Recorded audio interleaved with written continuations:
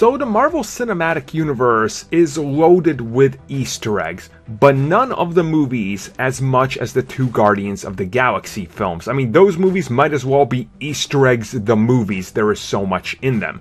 So when it comes to talking about them, we pretty much discover something new every month, even in the first movie, which within itself is pretty damn insane. Now, this next one might not be a big Easter egg, but it is a theory that's going on out there, and it does involve Ego the Living Planet, who is of course just Ego, played by Kurt Russell, and he's of course the dad of Peter Quill. Now in the film we learn that he is a Celestial. Now we know these guys have existed since pretty much the beginning of the universe, and he says that he is the last of them. Now if you guys remember, we saw two Celestials in Guardians of the Galaxy Volume 1.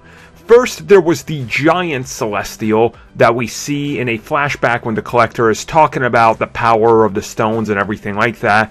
And of course, this is one of the important things, considering, well, Ego is also a Celestial, like I said. Now, the second one we see is of course Knowhere, the floating head of a Celestial that an entire, galaxy now uses as like a trading post / outpost.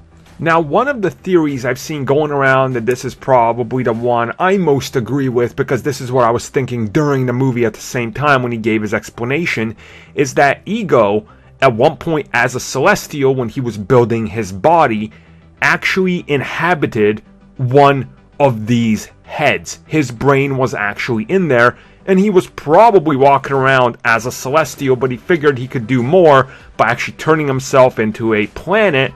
And then from that point on, he could actually project a human version of himself, or whatever species he really wanted to. Now, of course, not everything lines up, but then who's to say Ego was telling the full truth in the movie and then we're not going to get other information? Because he said he was the only remaining one, but that's probably not true at all.